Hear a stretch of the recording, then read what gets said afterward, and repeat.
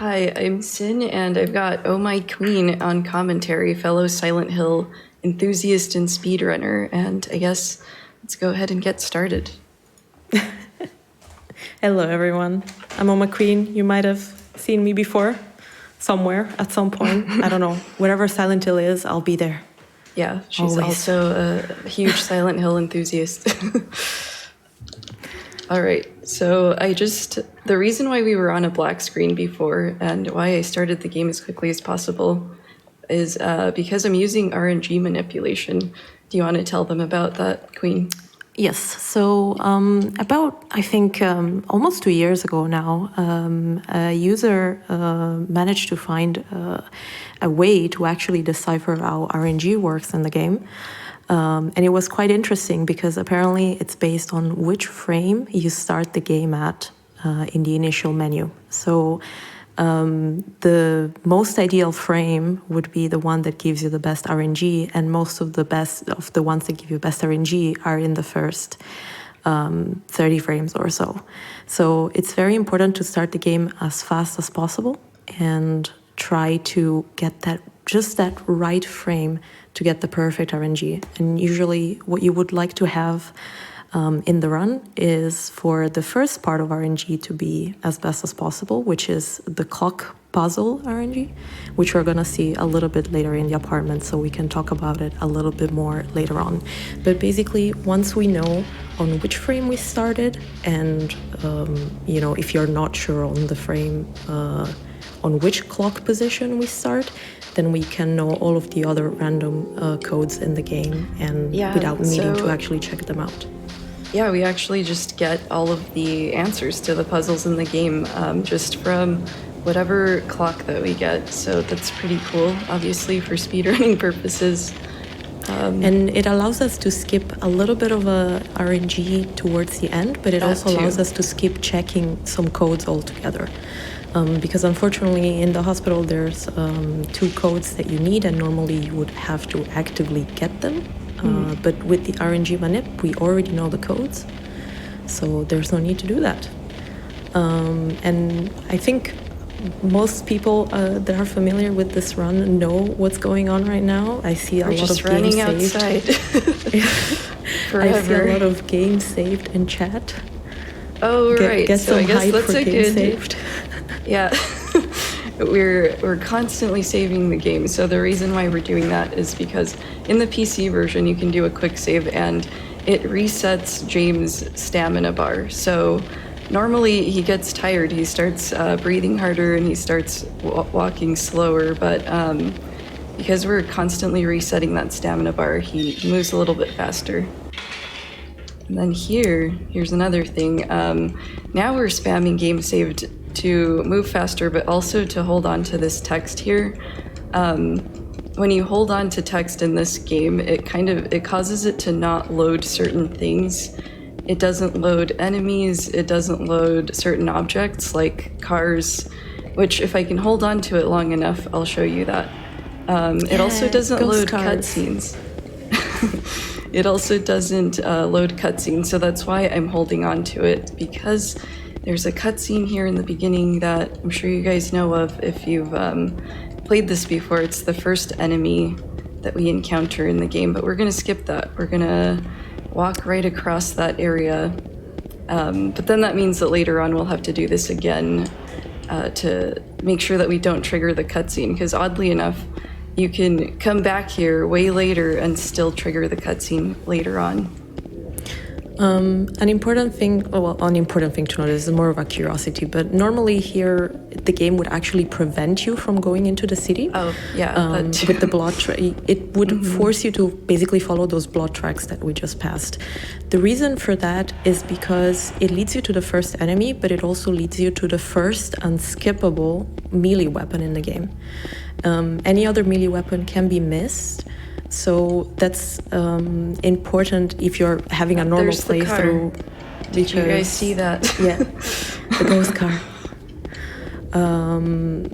It's important because without a melee weapon, you can actually soft lock in this game and have to replay part of the game or the whole thing, depending on where your last save was. So No skipping so- that in normal playthroughs. Yeah, so instead of getting all of that, instead of going to the first enemy, we just came straight to the apartment keys that'll take us to the first building level in the game, where we're gonna meet Pyramid Head. Red pyramid thing. Right, Red Pyramid thing. I forgot that's what he Or calls him the at first. executioner, if you are a Dead by Daylight aficionado. True. It has different names. He Let's does just have put it that different way. names. Yeah. I feel like he's the most iconic Silent Hill character. He's everywhere. He even makes an Yeah. appearance in the Silent Hill arcade game. Yep. He's also a boss in that game. And the one that appears in the arcade is the movie version of Pyramid Right, Head. yeah. Just like Homecoming. And basically, the Silent Hill 2 version of Pyramid Head appears only in Silent Hill 2. Yep, after that, it's the movie one. Yeah. Which has a cool design, but it's also very different. Like, it's kind of more buff and, like... Yeah, supposed very to movie, like more Hollywood, yeah. Like, very Hollywood kind of monster. So we're grabbing the flashlight. I'm gonna get out of here. Very important item. Yep. It's Otherwise, so you dark cannot in Silent Hill. interact with almost nothing in the game. And then we're gonna go upstairs and grab the gun. Also very important in Silent Hill. One thing that it's I know that usually the most common speedrun of this game is any percent. Today Cyn is doing normal, which most of the main differences between the two runs is in the boss fights. But there's also a lot of more work. Let's say that it's a little bit less noticeable when it comes to how you deal with enemies. This game really likes corridors. There's a lot of places where you will be in corridors with a lot of enemies in it, depending on the difficulty that you are playing at. So it's gonna be important also to manipulate a little bit the flashlight to make sure to dodge the enemies accordingly, because the enemies will notice you way less as long as you have the flashlight off. Right, especially in the hospital, the nurses are pretty mean. They will swing at you if you walk by them.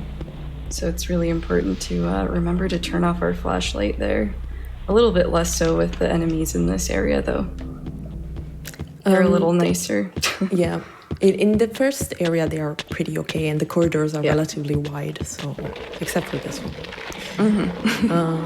Another thing that she did that might have gone unnoticed a little bit, right before the first time that you meet Pyramid Head at the end of that corridor, there's a tiny cutscene that plays where you hear like something that sounds like a baby crying. Oh, right. Yes. Or some people think that it's a man screaming. It's like different people I say hear that different it's things. a man, but everyone always says it's a baby. I So think it's don't made know. on purpose to be Ambiguous. yes, ubiquitous. And if you quick save there, you can actually skip that entirely and move. But then you will be soft lock until you equip a weapon. Or All right, so use here's the clock. ready. Very important, 9:55. Yeah. We have to remember 9:55. Because that's what we're going to use to figure out what the rest of the puzzles are in the game. This is actually a really good clock because it's close to what the answer is there. That's a very good clock, yes. So the answer to this puzzle is always the same. It's always 9:10. What changes here is the position at which the arms of the clock would start at the beginning. So this is why RNG manip is important, because if the arms of the clock are in a very odd position, very far away from the intended solution, it's gonna take way longer for you to get there, and you're gonna lose valuable seconds that, as you all know, matter very much in these type of speedruns. So All right. it's a very good thing. So while that cutscene played for just a second there, I typed in the clock time into the RNG chart so that I can know what the rest of the answers are going to be for the puzzles. So yeah, now we're set. We have the hospital codes. We have the answer to the hangman puzzle. Pretty much all of them. I like the professional setup that we have here with another laptop just for the Right. Yeah, this is the PC version of the game, and let's just say it's not the best version of the game, which is what makes it the best for speedrunning. It's a little finicky. It doesn't like when you alt-tab out of it, so I have another laptop to look up the clock time. Oh yeah, that's so that we don't the best upset way the to game. Do it. We're going around collecting some coins right now that we're gonna need for a puzzle a little bit later on. We just picked up the canned juice, which I swear this was the first puzzle that I ever got stuck on in this game, because in my personal opinion, odd. it's like you are supposed to throw canned juice down a trash chute to push the trash down and get a coin with it. And I'm like, it's a perfectly normal pack of canned juice. Why would I throw it away? Why are we throwing it in the trash? Yeah. Yes. I love Silent Hill puzzles. And just, I like to think of Silent Hill games as kind of like spooky scavenger hunts. We're just on weird scavenger hunts, like picking up anything we see and then doing random things with them. That's pretty much the vibe of older adventure games, yeah. That's true. Just want to let everyone know that we are about 1,000 away from that $54,000 goal for Bayonetta 2. Keep it going. Everyone, we've got it. Nice job. All right, now we're going to go into an empty swimming pool full of monsters. Which hopefully are going to behave. Yeah. They're not going to try to spit on you. Would be great. This they is another did. little piece of tech that she did here. When James falls down from higher positions, let's say, he usually drops down and makes like an extremely long animation of him falling down and breaking his knees and everything. So you can just switch your weapon when you're falling down to cancel the animation outright and save a few seconds there as well. Now we're meeting Eddie for the first time. We're meeting Eddie's vomit. Right. We are skipping all the cutscenes, so unfortunately we are only gonna hear Eddie just, having some issues in the bathroom over there. What a way to meet someone for the first time. All right, and now we're almost heading to the next part of the apartments, where we're going to meet Angela, who, I guess since we're skipping cutscenes, we don't really get to know the characters, but I love this game. I love the characters. I know that it's a very dark game, but I don't know. I just feel like it is the best horror game of all time. What do you think, Queen?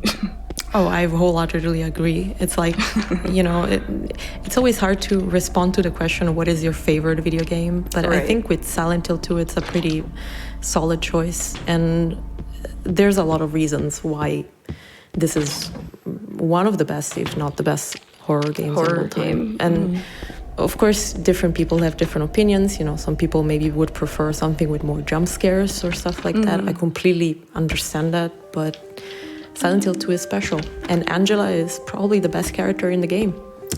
Yeah. In my opinion.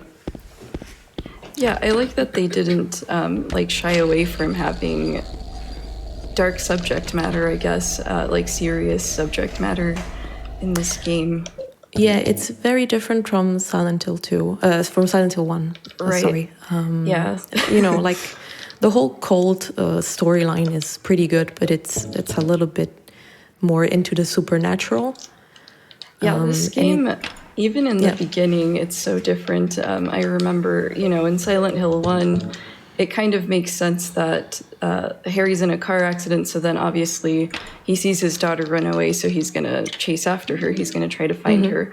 But in this one, when you start the game, James is basically like, I got a letter from a dead person. That's why I'm here. And, so it's just immediately terrifying and confusing, and I don't know. It's funny that you mentioned that, because that makes me think of another part that it's very different between the two games. If you remember in Silent Hill 1, when you start the game, you can go to the edges of the city and every road is going to be broken down. Oh, right. But in Silent Hill 2, that doesn't happen. Technically speaking, James can leave at any time if he wants That's to. true. Mm-hmm. But whenever you try to, James is always going to be saying stuff like, I can't. Like when Cyn used the skip text bug, the stored text bug before. It's too late to go back. I have to go and find Mary. It's basically his own prison. Oh, boss fight. Sorry, I'm gonna stop talking about Silent Hill 2 now. So this boss fight is actually easier than it looks. There are two ways to defeat Pyramid Head on normal. One is to, I think it requires 36 pistol bullets, after which he will just leave. 35. 35, okay. And right there, I still get scared. I still feel like he's going to turn around and get me, even though I've done this so many times. And then we just stand in the corner of shame. James wait just stand for him to leave. Something that a lot of people don't know is that you actually don't need to fight him at all. You can just kite him around and wait for him to just leave. But of course, this is a speedrun that would take a really long amount of time. Is it like 10 minutes or something? It's pretty long, right? It increases based on difficulty, I think. Oh, okay. All right, so that was the apartments. Now we're actually going to meet Maria, who looks an awful lot like Mary. Would this be a good time for a couple donations? Sure, yeah. Yeah. All right, cool. I've got some love coming in for you. I have This Pistol Smokes donating $15 saying, I'm so proud of you, cynOmatic. You are my hero. Don't tell Nata Girl. And then I have $20 from Kenny that says, donating during my favorite series to get us to that bonus game. Good luck, cynOmatic. Thank you. And we are fast approaching. Keep it coming, chat. All right, and there she is. Maria. Maria is my favorite escort mission in any game ever. She follows you everywhere. She's such a good escort mission that she actually shows up inside of a room, like right after you walk into it. She's in front of you. Which is... She's a bit annoying. Oh, really? Sometimes she can block the way, depending on which position. Yeah. And she can definitely die. And if she dies, it's a game over. So I just love that she's always there, I guess. Like, she never gets left behind. She's actually in the room before you are, which can be spooky.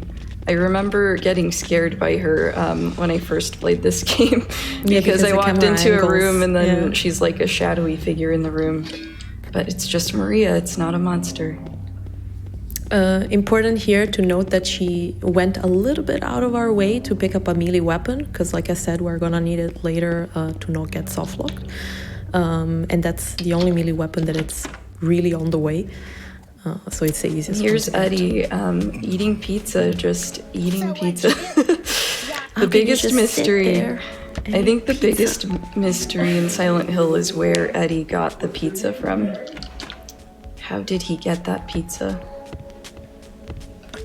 We're still debating on that. We always it's still will in be. Discussion amongst the Silent Hills historians. We have also met Laura by now. Oh, right. Twice. We did meet Laura, yes. She is not a lost kid, unlike in the first game. She's a very, let's just say, active kid. And she doesn't treat James very well. She has an attitude against James, which is warranted when you find out what James has done. But yeah, it's kind of comical. In the hospital, she calls him a fart face. I know the dialogues by heart. Every time that you say a word that is from this game, I'm like playing the dialogue in my head. It's incredible. All right, and we're almost at the hospital. Yeah, best this music is Maria's in the game, but best music in the game that unfortunately we only hear for a very short while. And that's also Maria's place of employment. If you play the Maria scenario, if you have the director's cut on PC or you have the greatest hits version, you can actually play as Maria, and you start out in Heaven's Night. Now we're at the hospital. So this part of the game is actually the spookiest part of the game for me now. Even after playing it so many times, it still scares me. Another small glitch that she did there, and I believe she did it before earlier as well with the documents that you can find at the trash chute. You can actually skip over text by quick saving at the right time, so that you don't have to actually like mash through all of the pages of text, which, you know, it's a little time save, but it all adds up. Now we are getting another random item, a needle out of a teddy bear. And a shotgun, very important. Well, you know, the shotgun might come in handy. We're surrounded by monsters. Yeah. I don't know about the needle, though. I don't know if I would take a needle from a hospital. But, you know, we're going to pick up everything here. Later on, we'll see some other weird things that we pick up in this game. My favorite is the candlelight bulb in the hotel. I think that's a lot of people's favorite. Yeah. Although I'm still stuck at the little wax figurine that then you have to melt into, and I'm like, oh right, that's a good one too. Physics. That's how they work. But we will get to that later. We're getting ahead of ourselves already. Yeah. So this is an important part in the story where basically Maria gets sick.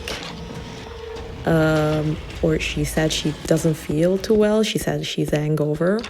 But actually, if you would be following the story by now, this is the point where you start to understand that Maria is getting the same sickness as Mary. Mm-hmm. So that James has to relieve the whole situation, basically. And that's our friend Pyramid again. Yep, he's our friend. He's guiding us through to realize the truth. Actually, he is. It's not even a joke, because he's the one that normally in that room you don't have access to. You would find the code to actually progress with the game, which we don't need right now because we have the RNG on it. Thanks to the clock, we actually know the answers to this. And it's going to be 9747 and 7851. Oops, passing the numbers. Cool, and then I love this too. So we didn't have to do all of the side stuff to get those keys, but if you were playing this normally, you would have to do a bunch of stuff just to get that. Oh, wow. Ooh, they're being nasty. Yeah, they really are. See, this is what I meant when I was talking about tight corridors. There we go. Yeah, so we would have had to do a bunch of stuff just to get hairs, like a strand of hair out of a box. And then we fished a key out of the drain with that magical hair that we pulled out of that box. If you're playing this game casually, exploration is definitely part of the experience. There's a lot of little things that you don't really notice during a speedrun, especially when it comes to sounds. For example, in one of the rooms in the apartments, there's a random chance that you might get some whispers. Oh, right. I always like to say that... Those are really scary. Yes, they are. And I always like to say that if there's whispers, then it's like blessed to run. Oh, no. These guys are being really mean. Oh, damn. So these are flesh lips. This is technically the second boss fight, I guess, even though Pyramid, we don't really kill him. We just kind of scare him away. And they are usually cooperative, but they're not being this time. Yeah. It's okay, Oh, no, James. And then there's a third one that's gonna drop down. Let's see where the spawn point of that one is. Okay. Good position as well. Gotta move out of their way or they strangle us with their feet. Not very nice. Yeah, that's why I like to call them cute feet, because Flesh Lip is very like aggressive kind of thing. So I just give every boss a nickname. Wow, he took a while to go away there. That's really funny. I think that I call them like just the foot guys. The foot guys. I like cute feet though. Let's see now. That was actually the most stressful part of this this level, is just you never know how the nurses are going to be. You never know how Flesh Lips or, you know, the foot guys are going to be. Yeah, enemies wise, I think this is the most RNG part, definitely, because there's gonna be a lot of enemies also in the labyrinth later and stuff, but they have pretty set patterns compared to every other. Yeah, they're a little easier to get around as well. The nurses are pretty, in these tight corridors, they're really hard to get around. And I love this as well. So right now we just went up, but we're going up to go down. I love that Silent Hill games always have sort of like map puzzles, I guess. You look at the map and you have to figure out how you can possibly get to where you need to go with all of the obstacles that you have. Yeah, when I used to play Silent Hill games for the first time, I was opening the map every 10 seconds more or less. Same. To figure out where I was. James! Yep, And we are reunited again with Maria, which is a little bit annoyed at us because we're thinking about our dead wife instead of her. Which, you know, that's literally what she says. I'm not like being nasty or anything. That's what she says. You only care about that stupid dead wife of yours. Yep, that's what she says. Literally says dead wife. Ooh. Camera angles are being kind of weird. They always are, I guess. The camera angles in the PC version are the worst enemy, I think. Yes, because you have to, whenever they changed, you have to adjust where you're going. So it takes a lot of practice, honestly. There's no real, like, perfect way to do it right away from the beginning. You just have to play the game and run and run and run until you get better with the movement. A little bit like with Resident Evil games. It's pretty much the same concept. Go ahead. Just an update. We are about $800 away, which is so close. We can absolutely do this. Don't let it get down to the wire. We can get this done early, I bet. So we have just a little ways to go, chat. Keep them coming. Keep them coming. Yeah, keep it coming, guys. And I do have a couple of donations if there is time. Yeah, go ahead. I think so, yeah. Okay, cool. I'll do two quick ones. $25 from Tom Hat that says, let's get that Bayonetta 2 run going, hype. And $25 from Anonymous that says, good luck, cynOmatic. Thank you. All right, now we're in a really, this part was really scary too, the first time that I did it. We're actually getting chased by Pyramid Head again. Have you ever actually seen this on the hardest difficulty? The hardest action he moves difficulty? so fast. Don't you have to actually shoot back at him? Yeah, you have to actually shoot at him so that he doesn't kill Maria. Yeah, sometimes he can actually pass Maria. Believe it or not, sometimes he gets like a little bit crazy and he's like, I don't even care about Maria anymore. I'm just gonna pass her and try to get you. He is so fast. Guys, if you ever have the chance to see Pyramid Head in just the corridor on hard, it's very funny, to be honest. It's scary but funny at the same time.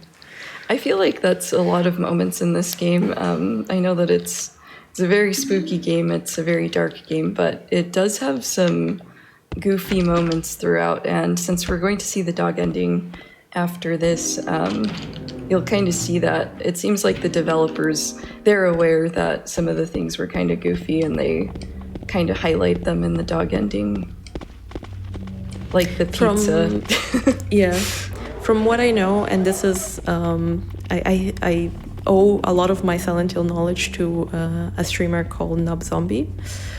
He is a very knowledgeable Silent Hill streamer overall. He knows a lot about the games and he has done a lot of research. But the funny thing was that apparently there were several ideas pitched for the joke ending for Silent Hill 2, besides the UFO ending, of course. And he said that one of the ideas that were pitched was to have the sun as culprit for everything that happens in the town. So a little bit like the dog ending, but with the sun, which would have been very hard to explain, to convey. I guess. So I think I'm glad that they went with the dog ending. Yes, whoever came up with the dog ending should have gotten a raise, in my opinion, and I hope they did. Yes. But yeah. And who can forget the song either? I can hear it right now, just thinking about it. Yeah. There's gonna be another text storage glitch over here, which is the one that Cyn was referring to earlier. Because right now we have to go pick up a wrench that we are gonna need later for opening a box. And unfortunately we have to pass from where the initial cutscene trigger was. So the way we do it is to simply shut down the flashlight and try to read the map. We don't have a map at all. So if you try to do this with the flashlight on, it's just not gonna let you do it. But with the flashlight off, James is simply gonna say it's too dark. Exactly. And you can just use the quick save to store that text and get through the cutscene trigger once again. And it's coming up here soon. Yeah, it's right behind the corner. If you mess this up, it's actually kind of funny because James starts doing a weird... Oh, right, like a skip. Chicken run. Yeah. It's funny to look at, but of course the run is like ruined at that point. Right. If it happens. Oh, there it is. The porch wasn't, it's not showing up. There it is.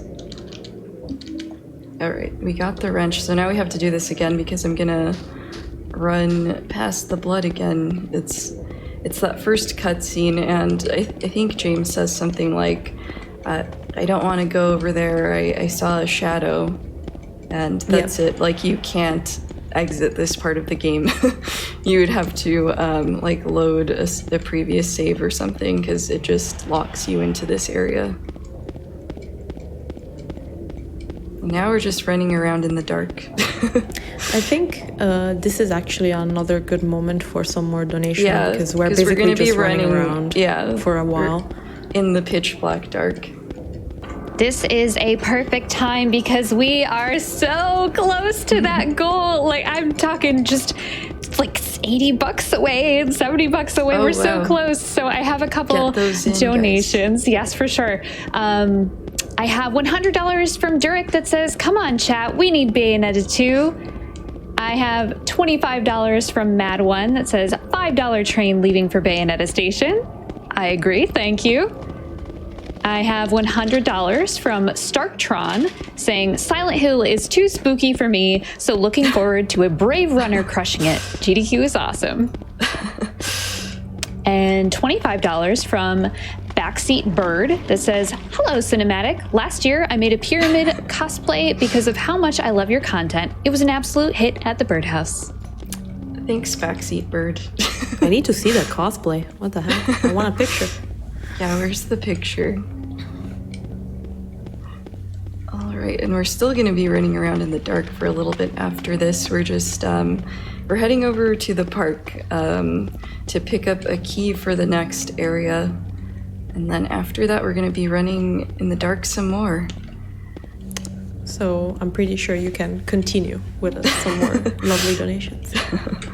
Okay, sweet. I have $25 from Lokit, maybe? That says Bayonetta. Thank you for that. $25 from Pentacorn that says, go Cyn, we're all rooting for you. Thank you. And I think I'm getting word that we hit the incentive. Congratulations, chat. You will be getting Bayonetta 2 after this Silent Hill 2 run. Congratulations, and thank you for your donations. Thank you so much, everyone. Yeah, more thanks, runs. Guys. It's always better. Awesome. Yes. All right, and now, we're on this stretch of road. We are running for a very long time. I guess the most interesting thing about this, though, is that there are billboards over to the right that you might not be able to see, but my favorite one, it says, "Your ad here." So if you want to advertise in Silent Hill, you can, I guess. There's also one that says, "Quiet Cocktails," which sounds like a nice little bar, I think. Let's see if we can see them, though. It's so dark. Let us know in your donations what kind of ad you would like to purchase if you have a billboard available. There it is, your ad here. If you want to advertise to Silent Hill monsters, and there was the Quiet Cocktails. I think you can slide another couple of donations in if you have any. Yeah, there's another long part here. Okay, cool. $10 from Flyer One, perhaps, that says more juice for James. And $20 from Orby saying, so glad to catch the Silent Hill 2 run. One of my favorite games. Keep up the great run. Nice, thank you. This is also one of my favorite games. I love the Silent Hill series in general, I guess. Oh yeah, if you don't stop me, I'm gonna talk about it non-stop for hours. We'll just rave about Silent Hill forever. Yeah, thank God this is just like an hour or something, because otherwise, I would be annoying everyone by now. We are kind of descending into a hell here. Yeah, we're just running down forever, what feels like forever. This is actually an entire staircase built within the game, by the way, because I remember there was another streamer that managed to build a camera hack for Silent Hill 2. And this was one of the things that they ended up showing as well. It's this really long staircase from the side. So it's an actual full-blown staircase. This is the part where we need a melee weapon. You fall into this well, and it seems like there's no way out. But if you actually examine the wall, there's one spot where James says that it feels a bit different. And basically this is up to you to figure out that you have to hit it with a melee weapon, basically. Yeah, that part it was stressful the first time I played it. I was like, oh no, am I stuck here forever? Yeah. Here we're doing another a skip. Very nice glitch. You can say it if you prefer. Or... Oh no, it's fine. Okay, but so this is go ahead. The only part in the run where we are allowed to quick load, actually, because it's needed for this glitch. So normally when you would enter that room, you would pick up the key and another puzzle would start, where the room is infested by bugs, not the other way around. And in order to get out, you would have to basically brute force the code on the numpad that it's next to the door. And that's always RNG, so it might take a while for you to try. Now that we have the RNG skip, of course, that's not an issue any longer. But on PC, there is the possibility of using the bug room skip altogether, which basically consists of you picking up the key, quick saving as soon as you pick up the key, and then quick loading.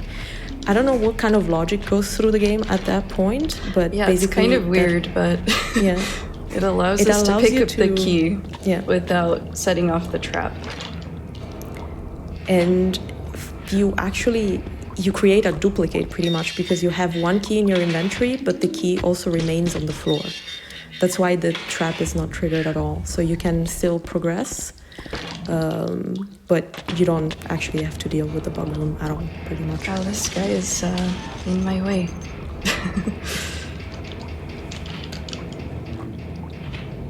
He's trying to keep you in. He's one of the guards.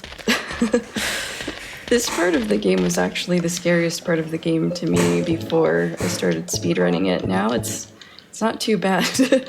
I think that voice that says ritual, Oh yeah, oh it my God. really scares me. It's That such a makes my scary skin voice. crawl. Yeah. It's awful. I agree. Plus, James just went down like a never-ending staircase. It's all scary. This game is very scary. So this is one of the most mind-boggling puzzles that I've ever seen in a Silent Hill game, which is, it's a lot. Saying that, it's a lot. So what we need to do here is get a little figure in wax, get a horseshoe, melt the wax, a lighter as well, of course, melt the wax into the trapdoor little like incision or whatever you want to call it, and then put the horseshoe in, so we turn it into a handle. I don't think that would work in real life, especially because James states that it feels like a very heavy hatch to open. So don't try that at home. That's basically what I'm saying. But and now we just jumped down a million holes that he says he can't see the bottom of. And on top of that, we're going into an elevator that goes down for a really long time. So if there are other donations, this is a good time also. Because we're just sitting here in this elevator for a while. Absolutely. I can get some elevator donations going. I have $10 from Aki Bread saying, "Let's go, Sin. Good RNG, please."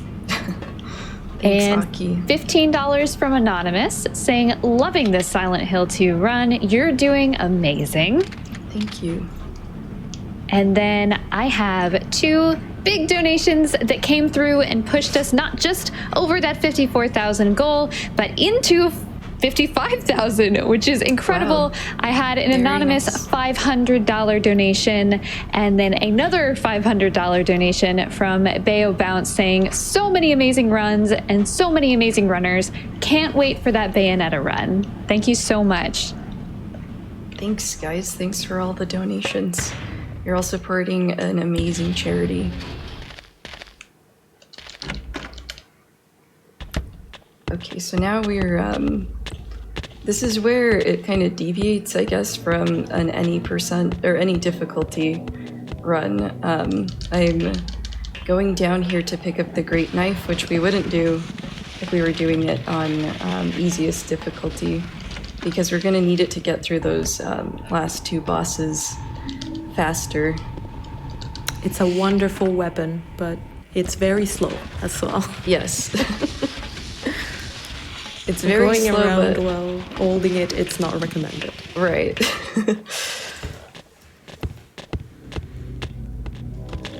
And we're about to see Maria again as well. This area is actually the maze area, and one thing that you cannot notice from a speedrun, but it's quite funny in my opinion, is that so far for all of the areas of the game you actually had a map. You could find a map for these areas as long as you were in them. So like you would find the hospital map in the hospital. But in this section, James just draws the map on his own. It's like he knows by some kind of, that there's not going to be a map. Yeah, there's not going to be a map, so he's like, I'm just gonna draw it myself. I never thought about the it that hitbox way. of those wire cutters, it's terrible. Yes, actually, I was going to say that one time I kept trying to get them and he kept going for the ladder instead. It was like a comedy. The hitbox of the ladder is down. way bigger than the wire cutters. This area used to scare me too because, like what you said, there's no map for this, and also it all looks the same, and you can actually run into Pyramid Head down here on the last bit. He can also chase you around, but I always get the feeling that he's still there to kind of guide you in the right way, because that's true. He's always coming from the way you're not supposed to go. So it's kind of his way of saying. That's true. He is ultimately helpful, I guess, in a very scary way. Once you know how to navigate this place, it's actually quite easy. Yeah, it's actually very straightforward. Yeah. That's what I was surprised with the most when I learned this. One thing that makes me a bit sad about the whole maze area is that we are actually gonna skip entirely a boss fight. Oh, right. Yes. That it's coming a great boss fight casually, and there's a lot of story and stuff to unpack there in the cutscene, but we're trying to go fast, so for the sake of the run, we unfortunately have to skip Abstract Daddy. Yeah, and I'll skip it the same way that I've skipped every other cutscene, because the boss fight is triggered by a cutscene. So if I just do that, just pick up some text, the map text, then I don't have to do it. And some people use the map. Some one. people use the newspapers on the floor. It's up to your preference at the end. I actually really like the riddle for that puzzle there. It's a good riddle. If you like riddles. On hard, I think it's a very good riddle, yeah. All right, we got our key. So the way this puzzle works is that there's 6 different people that may or may not have committed 6 different crimes. And you have to use the hints that you get at your disposal to figure out which one of them is the innocent one. The one that hasn't committed a crime. And you have to pull the corresponding rope to the one of the prisoner. This is all trivial because we have RNG manip right now. There used to be something called blind arsonist, because usually this game is played on normal puzzle difficulty, as the puzzle solutions are slightly easier on normal than on easy for some reason. And there used to be the blind arsonist, which was basically just throwing yourself into the room, clicking on the first rope, and hoping that it was the right one. And it seems to come up a lot since I've started doing speedruns. It does seem to be the first one a lot of the time. So I guess... Yeah, because now with the RNG manip, if you get the right row, you can get both a good clock and a good arsonist for sure. But back then it was like a lot of people were going for it to get a really good time, I was doing it just for fun, to be honest. I just thought it was hype, yeah. Eddie boss fight. Eddie boss fight.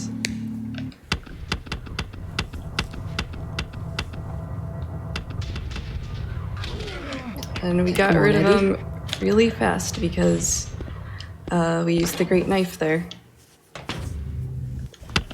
This fight is basically divided in 2 parts. The first one, you just use one time the great knife and he's gonna run away, and then we just get him stuck. And that's what I was talking about with like the game kind of being silly is it's dark but it's silly. Like I hit Eddie over the head with a huge knife and he just ran away. And like there I was shooting Eddie a lot of times, but he was okay for a while. I think it must be the pizza. It must be the magic pizza. Gave him an extra life. Yeah. It's actually also the lines that he says, like the way that the lines are delivered. Oh, right. Also kind of sounds funny, like he's gonna have a hard time to play football with what's left of that kind of thing. It's like the whole pace of the cutscene conversation. Is kind of funny. Yeah. But it's a completely serious situation. Like once you actually get into it. This is another good time for donations too. We're just rowing a boat for a while. Should have just equipped a great knife to make it even slower, so we get more donations in. Yeah. Awesome. Just play the rest. Good to me. All right. $25 from Mr. Joester saying, thank you to all the runners and the organizers for putting on this event. Here's to good nurse luck.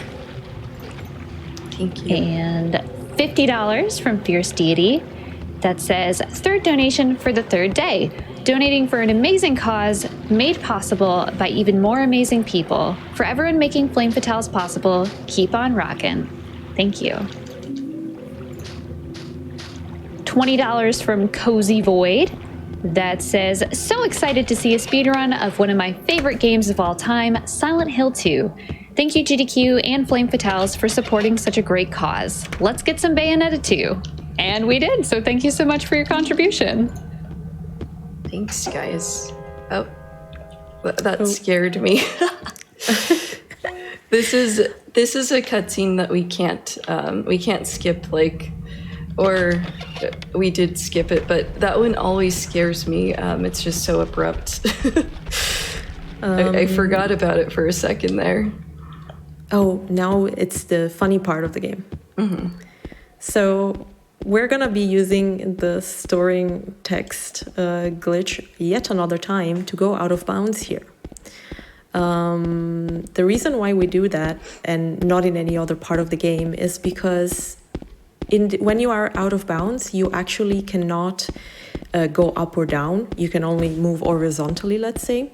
And if you do the out of bounds in that precise spot on the stairs, you're going to be able to be at the optimal height to reach a basement area that would need you to go through the entire hotel to reach, like the intended way. And this skip saves a lot of time. And it's one of the also like scariest skips, as a lot of things can go wrong. Yes, you can end up stuck in the void for all eternity if you don't go in just right. It's really hard to find your way back. But I'm just gonna say that Cyn did a perfect job because she also got the out of bounds perfectly on first try. That's also very hard to do. So no problem there. We're good to go. We're ready to finish this. Yes, we're ready to head to the scariest two boss fights in this game, in my opinion. The twin pyramid heads are really, really spooky. And it's a long boss fight. You have to have a little bit of luck as well. Right. If you play it casually, it's just a long boss fight as well. It won't be too long since we're speedrunning it, but I just remember playing it casually and being terrified that they're just like chasing me around. I think it's worth to give a shout out to Igdices for defeating them with a plank. Yes. Plank only. Yes, that's true. Yes, shout out to Igdices for that. Long amount of time. Plank only hard run. Oh, and there was the light bulb. Yep, a fresh light bulb from a can. I mean, how do you keep light bulbs fresh, otherwise? In a can. You gotta get them from a can.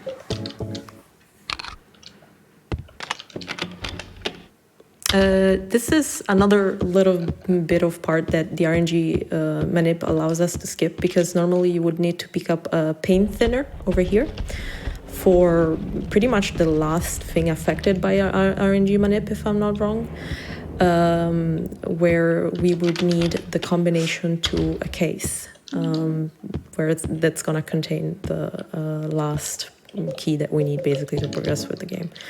And that was also kind of a funny situation, because I remember before the RNG manip was a thing, I would like make a joke in my chat and be like, yo guys, try to guess what it's gonna be. This is the options that can come up. Just try to tell me what it's gonna be, what you think it's gonna be. Yeah, I remember seeing people speedrun it before the RNG manipulation was a thing, and just seeing them try to get that word. That it's fun, but also stressful. Yes, very much.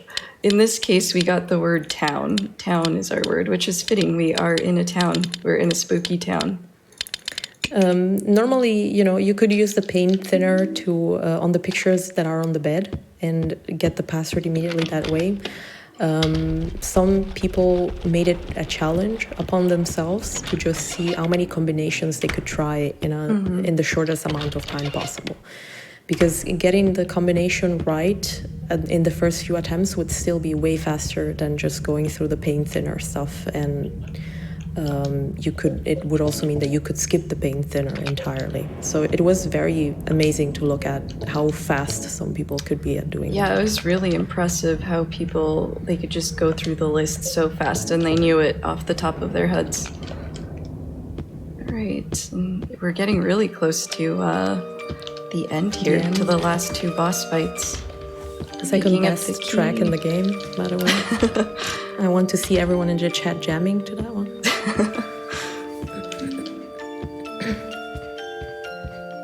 Now we're gonna learn the truth. We're gonna skip the cutscene, but this is where James learns the truth of what he's done. And this was so mind-blowing to me when I first played this game. I think that's why this is one of my favorite games of all time, is just, this was really shocking to me too.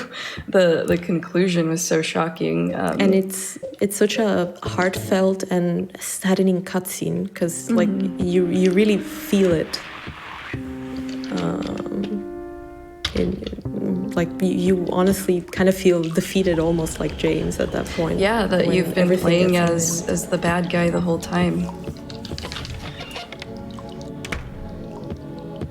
And yeah, that was just so shocking. Like I was saying earlier, it's so different from Silent Hill 1, where you are playing as a good guy. You're playing as a guy that's just trying to find his kid, protect his kid. And then in this one, you come to find that you're actually a bad guy. I think, many people would debate, whether James' choice at the end was the right one to do or not, given the situation in which Mary was finding herself in. But from, if we could just divide in good or bad, definitely James would be more on the bad side. If there wasn't a gray area in all of this, I still this like that. He's still my little James.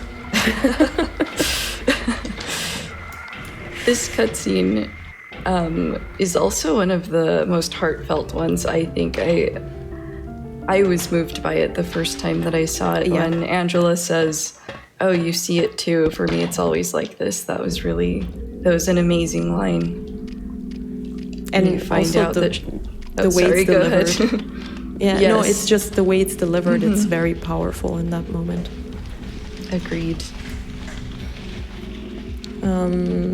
So we're almost at this is the scariest boss fight to me in the whole game, and I'm going to change my controls to rotational.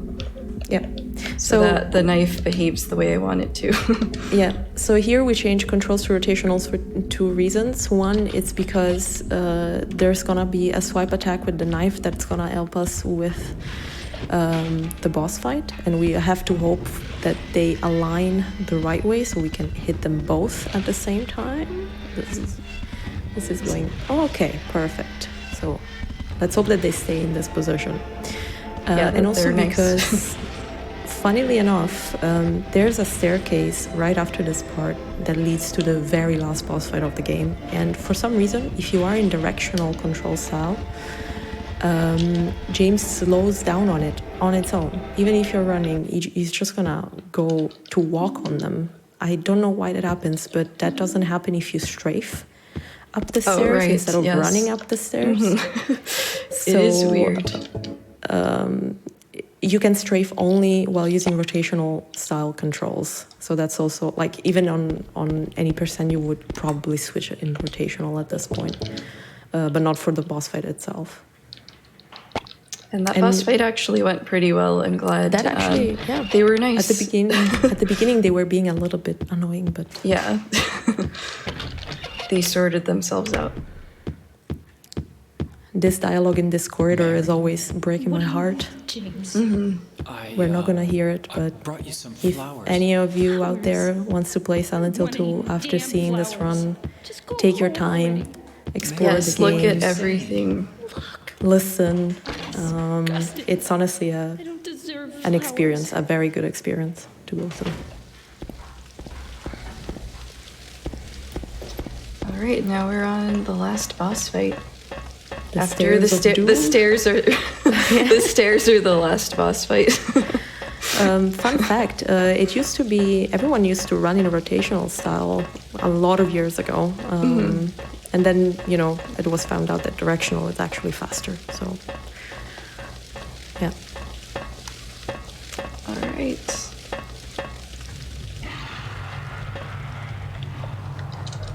So it's kind of funny how you can save time over here, depending also on the spawn and on the ending that you're about to get. Right.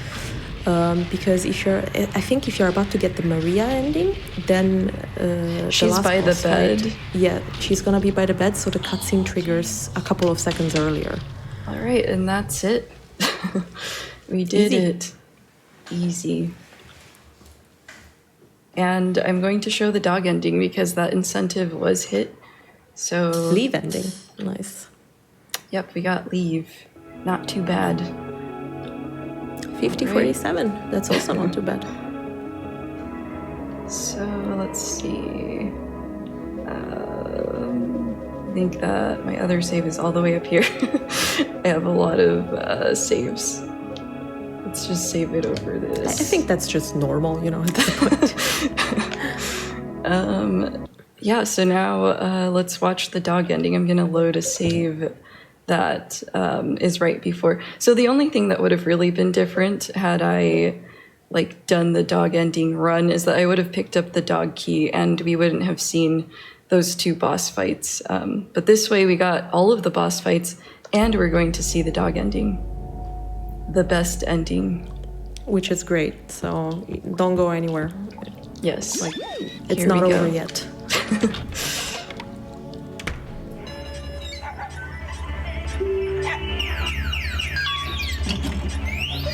The most amazing ending. お前の仕業だったのか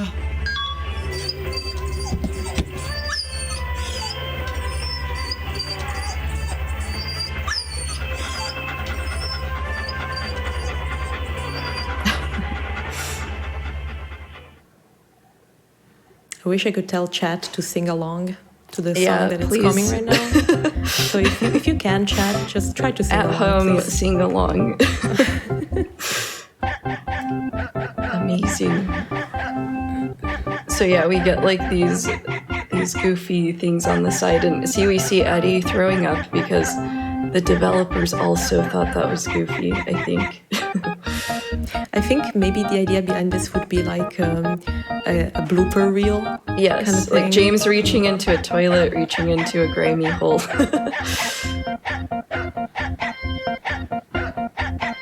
And then shirtless James for some reason. Oh my God, James, you cannot do this to me, my heart. I love that the dog growls at Eddie as well because Eddie is not a friend to dogs. Spoilers. Spoilers. After we played it all, we're giving spoilers. Oh, there was so many moments where I wanted to just go on a rant about the story and the characters and stuff. Same. I was See, like, we even this is have a speed run. They even showed it even shows a little clip of James being strangled by flesh lips. They also thought that that's kind of goofy.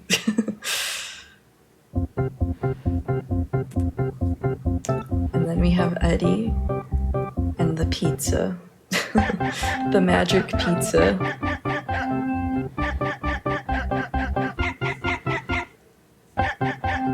And James falling down from I don't know where.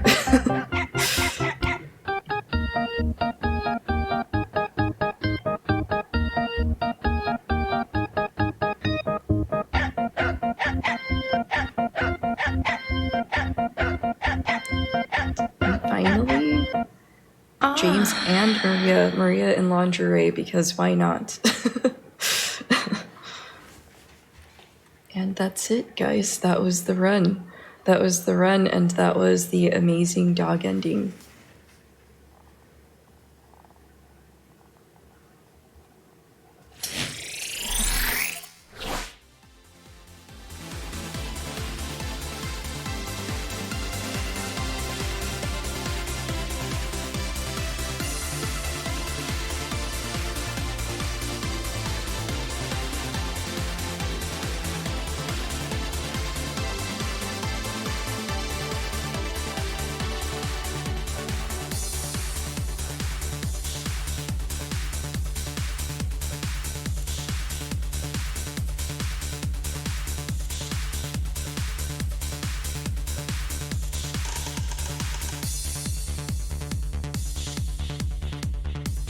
All right, thank you so much, cynOmatic, for that run of Silent Hill 2. I don't know about you all, but I needed the dog ending. Thank you for that. All right, I have a couple more donations to finish it off.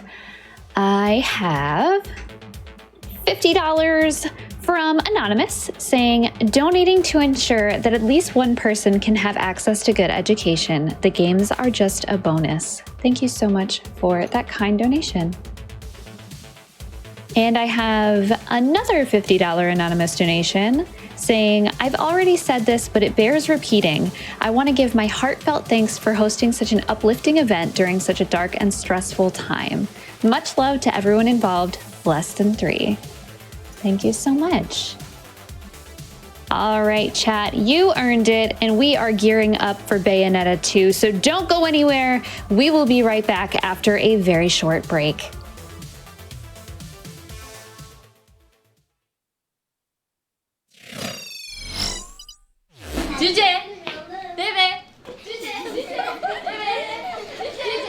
We are providing an opportunity to the girls which they need to find out the capacity they already have. Because once the girl has an access to education, then her life becomes to change. So in Turkey, we are focusing on Syrian refugee girls. And when it comes to refugee girls, there is funding towards primary, but when it comes to secondary education, it drops down. The secondary education of these girls is so crucial because there are challenges that refugee girls are facing or because of lack of resources. My name is Özge. I'm the co-founder of the organization and currently I'm working as a program director here at UVA.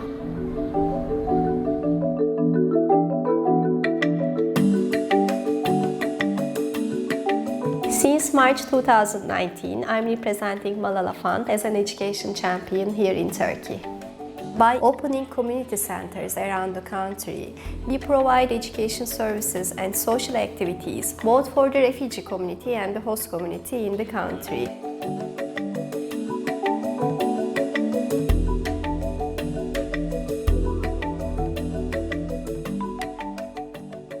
The main barrier is the language barrier because here in Turkey we speak Turkish but the Syrian people speak Arabic, so when they don't know Turkish they cannot understand their teacher, they cannot communicate with their peers when they don't know the language. The second barrier is again the poverty for Syrian children. Although Turkey has a central education system and all the refugee children can register to public schools in Turkey, when they do not have enough income to survive, the children have to work rather than going to school. The centers are where the people can get Turkish language courses, vocational trainings, or remedial courses for children. There are 6 or 7 classes in each community center. And we also conduct different kinds of social cohesion activities to contribute to the social peace among Syrian community and the Turkish community. Ve bu 75 kız çocuğuna veriliyor ve bu 75 kız çocuğunun eğitimlerini çok etkilediğini görüyoruz. Hepsinin eğitimlerinde bir artış oldu başarılarında. Dışlanırken artık o küçük ama onun için büyük bir uyum sürecine girmiş oluyor. The community center becomes a place where people express themselves, where people find themselves, where they can spend some time together and have an opportunity to get to know each other. Ben her şeyi seviyorum. Bu yola her şeye katıldım. Türkçe dersi avrupa olmak istiyorum. İnsanları korumak istiyorum. Bunu Avrupa böyle çocuklara hakları vermek için. This is what we provide to children through Malala Fund support. It's a really important opportunity for the Syrian children in Turkey. Hopefully, all the children will have the opportunity to benefit from this experience. And hopefully, all the children, all the girls especially, will have access to education.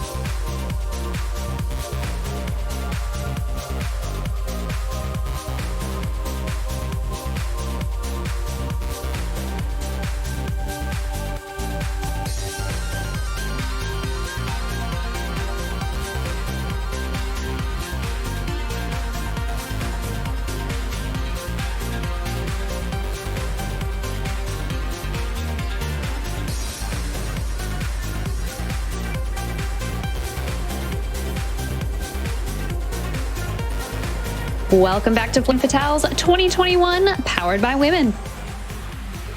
I have a few donations to read off before we get into this very hype run. I have 100 generous dollars from Azure Skies saying, "This is such a lovely event for a wonderful cause by an absolutely amazing community. Thank you all involved to make this happen." Thank you for your donation. And I have another $100 donation from Doge, or Dodge perhaps. That Dodge probably makes more sense.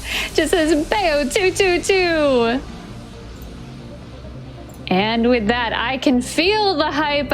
I know y'all are ready. It is time for Bayonetta 2 with Galasarini. Take it away.